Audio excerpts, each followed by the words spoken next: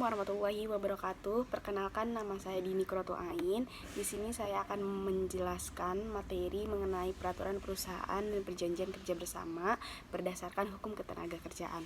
Di sini saya akan menjelaskan terlebih dahulu mengenai peraturan perusahaan itu apa dan isi dari peraturan perusahaan itu apa, pembuatannya bagaimana, dan tujuannya untuk apa. Oke, langsung saja. Definisi dari peraturan perusahaan itu telah diatur di dalam Undang-Undang Nomor 13 Tahun 2003 tentang Ketenagakerjaan pada pasal 1 angka 20, yang dimana peraturan perusahaan ini adalah peraturan yang dibuat secara tertulis oleh pengusaha yang memuat syarat-syarat kerja dan juga tata tertib perusahaan. Nah, dalam rangka untuk memberikan suatu kepastian atas hak dan kewajiban antara pengusaha maupun pekerja di sebuah perusahaan. Maka ini tuh dibutuhkan suatu pedoman yang jelas dan juga tertulis. Peraturan perusahaan ini dibuat oleh pengusaha yang telah disahkan oleh menteri ataupun pejabat. Nah, isi dari peraturan perusahaan ini mengenai hak dan kewajiban pekerja, hak dan kewajiban pengusaha, syarat-syarat kerja, tata tertib perusahaan, dan jangka waktu berlakunya peraturan perusahaan. Selanjutnya, yaitu pembuatan peraturan perusahaan, yaitu pengusaha yang mempekerjakan minimal 10 orang wajib memiliki peraturan perusahaan. Nah, jumlah 10 orang ini digunakan sebagai pedoman karena telah memenuhi syarat untuk membentuk serikat pekerja. Selanjutnya, dalam satu perusahaan hanya terdapat satu peraturan perusahaan. Jika di dalam perusahaan ada perusahaan induk ataupun cabang, maka dapat dibuat peraturan perusahaan induk yang berlaku umum di seluruh cabang yang pelaksanaannya disesuaikan dengan kondisi masing-masing perusahaan cabang.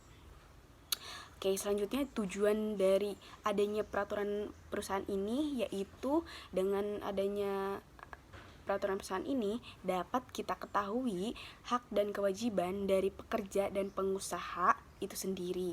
Yang kedua yaitu dapat mendorong terbentuknya kesepakatan kerja bersama. Yang ketiga yaitu maka dapat menjamin adanya kepastian hukum antara kedua belah pihak, yaitu pengusaha ataupun pekerja. Selanjutnya dapat menjamin kinerja dari pekerja dalam perusahaan. Oke. Selanjutnya akan menjelaskan mengenai perjanjian kerja bersama. Kerja bersama yaitu telah diatur di dalam pasal 1 angka 21 Undang-Undang Nomor 13 Tahun 2003. Perjanjian kerja bersama adalah perjanjian hasil perundingan antara serikat pekerja atau serikat buruh yang bertanggung jawab di bidang ketenagakerjaan dengan pengusaha. Nah, beberapa pengusaha ataupun perkumpulan pengusaha yang memuat syarat-syarat kerja dan hak kewajiban kedua belah pihak. Oke, selanjutnya yaitu persyaratan perjanjian kerja bersama ini diatur dalam pasal 116 Undang-Undang Nomor 13 Tahun 2003. Yang pertama yaitu adanya perjanjian kerja bersama dibuat oleh serikat pekerja atau serikat buruh yang bertanggung jawab di bidang ketenagakerjaan dengan pengusaha atau beberapa pengusaha.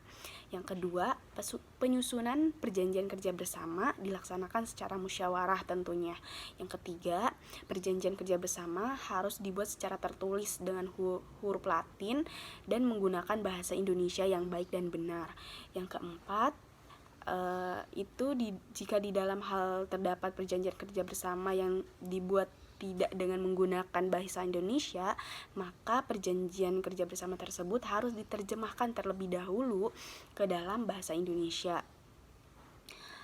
Selanjutnya, hak dan kewajiban pekerja dan perusahaan dalam pembuatan perjanjian kerja bersama ini sudah tercantum secara tegas tentang hak dan kewajiban para pihak baik dari pihak pengusaha maupun dari serikat pekerja atau buruh.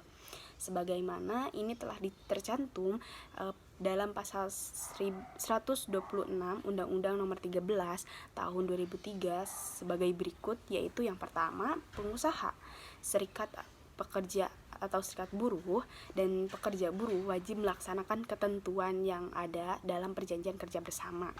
Yang ketiga, yaitu pengusaha dan serikat pekerja atau buruh wajib memberitahukan isi perjanjian kerja bersama atau perubahannya kepada seluruh pekerja atau buruh.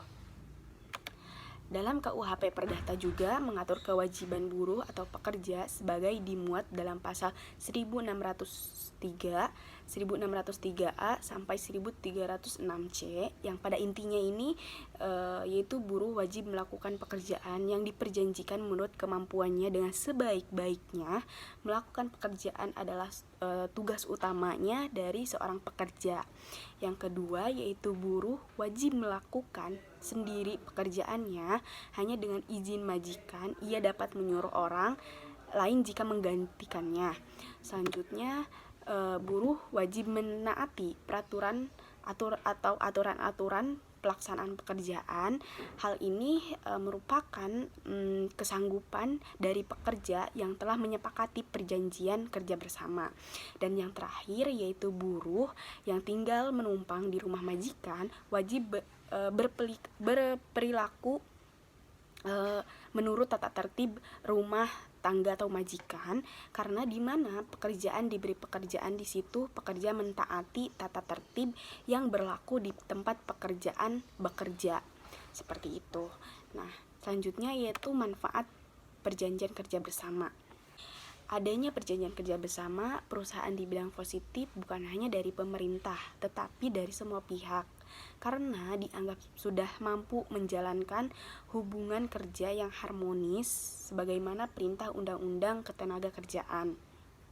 Selanjutnya, perjanjian kerja bersama ini akan mewujudkan hubungan industrial yang harmonis antara pekerja dengan pengusaha, yaitu hubungan harmonis tersebut akan menumbuhkan motivasi kerja yang baik dan minim perselisihan atau persekutuan pekerja, seperti itu. Sekian yang dapat saya sampaikan, kurang lebihnya mohon maaf. Akhirul kalam, assalamualaikum warahmatullahi wabarakatuh.